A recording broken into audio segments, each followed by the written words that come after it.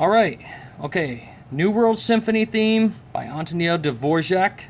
Antonio is how you would actually pronounce his first name. It's kind of Russian sounding, even though he's from Czechoslovakia, very close to Russia. Dvorak is how you would actually pronounce his last name, Antonio Dvorak.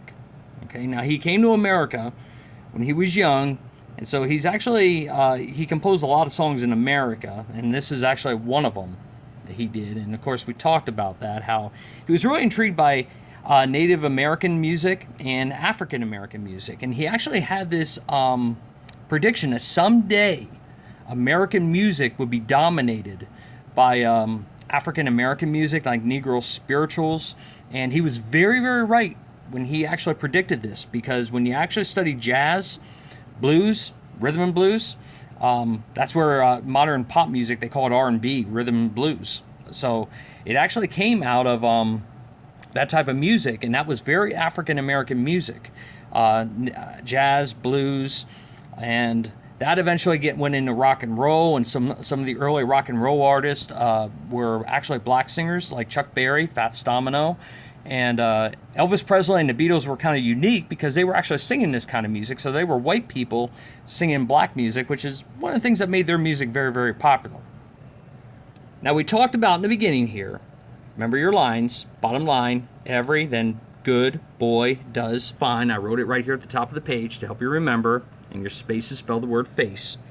Okay, so you notice right here, you're on the bottom line in treble clef. You're on an E, okay, every, E for every, and then you go up to the G, so the G would be for, good. And then on the bass clef, I usually say, try to remember good boys do fine always for your lines in the bass clef, and then all cars eat gas for your spaces. And so on the bass clef right down here, you're on the second space.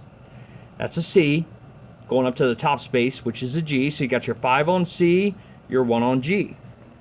So your left hand right down here, 5 on C, 1 on G, and then right up here is middle C, and that's where they want you to put your thumb to get your third finger on E, and back to the 5.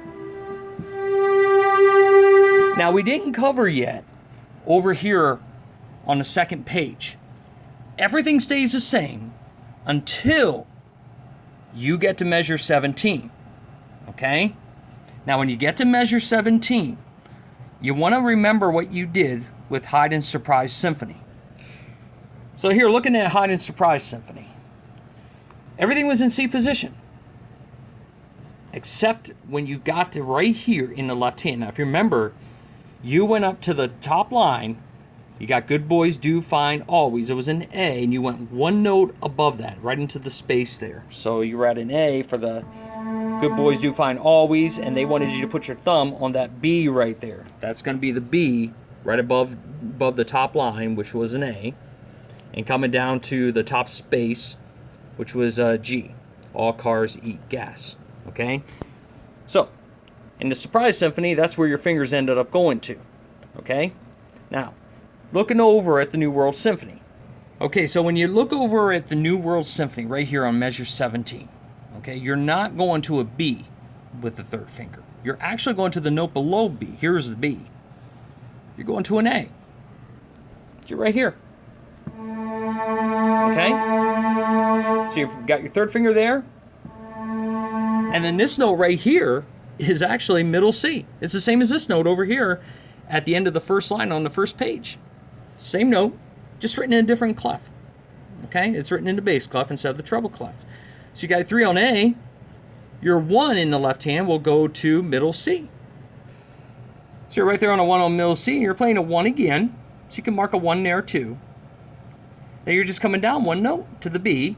So obviously if your 1's on middle C, second finger's on B. And then when you got that G right here, 4 fingers there. And back to the 3 on A. So on the second page there, if you want to mark right before measure 21 there's your fingering. 2, 4, 3. Back to the 3, back to the 1, the 2, 4, 3. Don't forget, you have a hold here, a tie, okay? Remember the difference between ties and holds and slurs. I mean, ties and slurs. These are slurs because you're going to a different note Ties connect the same note, and that holds all the way through, whereas these keep playing.